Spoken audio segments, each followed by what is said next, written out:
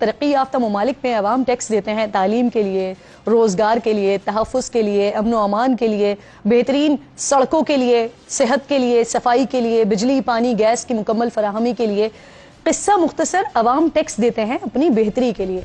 پاکستان میں عوام ٹیکس دیتے ہیں IMF کی اقساط کے لیے، قرضے واپس کرنے کے لیے، ممبران اسمبلی کی مراعات کے لیے، ان کے فری بجلی یونٹس کے لیے، سفری مراعات کے لیے، سرکاری بابوؤں کی عیاشی کے لیے، سرداروں کی سرداری کے لیے، ٹوٹی پھوٹی سڑکوں کے لیے، سرکاری اسپتالوں میں دھکے کھانے کے لیے، آخری وقت میں ایمبولینس کے بجائے گدھا گاڑیوں پر مرنے کے لیے، عدالتوں میں رلنے کے لیے، بے روزگاری کے لیے، مہنگی گیس کے لیے، مہنگے پیٹرول کے لیے، مہنگی بجلی کے لیے، سرکاری سکولز کی خستہ حالی کے لیے۔ تو پھر کر لے تیاری مزید ٹیکس دینے کے لیے، کیونکہ کل نئے بجٹ کا طوفان عوام سے ٹکرا جائے گا۔ بجٹ طوفان کا رخ بدستور عوام کی جیبوں کی طرف ہے۔ وفاقی بجٹ طوفان کے نتیجے میں گھریلو بجٹ بری طرح آؤٹ ہونے کے پورے امکانات ہیں۔ بجٹ طوفان سے اٹھنے والی بڑی بڑی لہریں آپ کی جیبیں، اکاؤنٹ سب کچھ بہا لے جا سکتی ہیں۔ ساتھ ہی بجٹ میں اہل اقتدار کو ملنے والا ریلیف عوام کے لیے بجٹ طوفان کی شدت کو برقرار رکھنے میں مددگار ثابت ہوگا۔ صدر آصف علی زرداری نے بجٹ پر دستخط کر دیے ہیں، جس پر کل سے عمل بھی شروع ہو جائے گا۔ تعلیم، سفر، خوراک، رہائش، غرض استعمال کی ہر شے پر اضافی ٹیکس تو دینا ہی ہوگا۔ حکومت نے IMF سے ایک بڑی بیل آؤٹ ڈیل حاصل کرنے اور 13 ٹریلین کے ٹیکس ریونیو کا ہدف پورا کرنے کے لیے 1.7 ٹریلین روپے کا اضافی ٹیکس عائد کیا ہے۔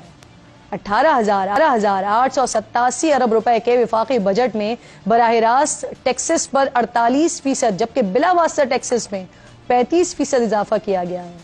تنخواہ دار طبقے پر ٹیکس کی شرح کو بڑھا دیا گیا ہے اور اب ماہانہ 50,000 روپے سے اوپر تنخواہ والے شخص کو 2.5 کے بجائے 5% ٹیکس دینا ہوگا۔ اسی طرح سالانہ 12 لاکھ سے 22 لاکھ کی آمدن والے افراد پر 30,000 فکس ٹیکس کے علاوہ 15% ٹیکس، سالانہ 22 لاکھ سے 32 لاکھ تک تنخواہ پر 80,000 فکس سمیت 25% ٹیکس دینا ہوگا۔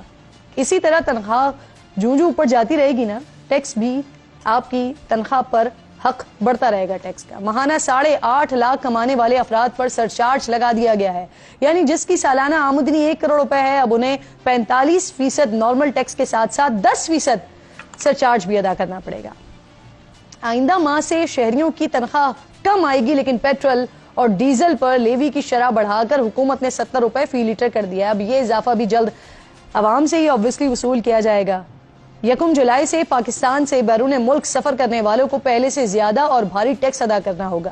سعودی عرب، متحدہ عرب امارات سمیت مشرق وسطی اور افریقی ممالک جانے والے اکانومی اور اکانومی پلس کے کرایوں میں 12,500 روپے تک ڈیوٹی دینا ہوگی۔ فرسٹ کلاس اور بزنس کیٹیگری کے مسافر اب 75,000 روپے کے بجائے 1,05,000 روپے ڈیوٹی کی صورت میں ادا کریں گے۔ اسی طرح یورپ، کینیڈا، امریکہ، آسٹریلیا اور دیگر ممالک فضائی سفر کرنے والوں کو بھی پہلے سے کئی گنا زیادہ ٹیکس ادا کرنا ہوگا۔ اس طرح کے فیصلوں سے مشرق وسطی میں محنت مزدوری کے لیے جانے والے افراد سب سے زیادہ متاثر ہوں گے اور ان کی مشکلات میں اضافہ ہوگا۔ لیکن حکومت کو عوام سے زیادہ اپنے ارکان کی فکر ہے۔ سفری کرایوں پر ٹیکس کی بھرمار کرنے والی حکومت نے پیپلز پارٹی کی ترامیم منظور کرتے ہوئے اراکین اسمبلی کا سفری الاؤنس 10 روپے کلومیٹر سے بڑھا کر 25 روپے کر دیا ہے فی کلومیٹر۔ ساتھ ہی اب اراکین پارلیمنٹ کے بچ جانے والے سالانہ فضائی ٹکٹس منسوخ ہونے کے بجائے اگلے سال کے لیے قابل استعمال ہوں گے۔ اور سونے پہ سہاگا یہ کہ ارکان اسمبلی کے لیے سالانہ ٹریولنگ واؤچرز کی تعداد کو 25 سے بڑھا کر 30 کر دیا گیا ہے۔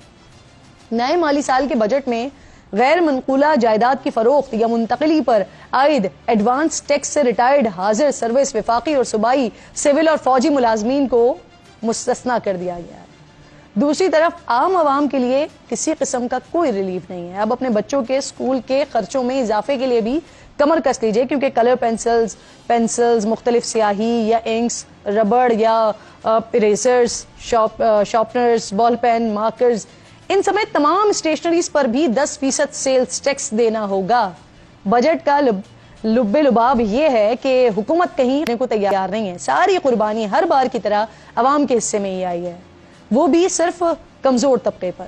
پہلے سے مہنگائی کی چکی میں پس رہے عوام کو نیا بجٹ مزید باریکی سے پیسے گا، جس سے جینا یقیناً مزید دشوار ہو جائے گا۔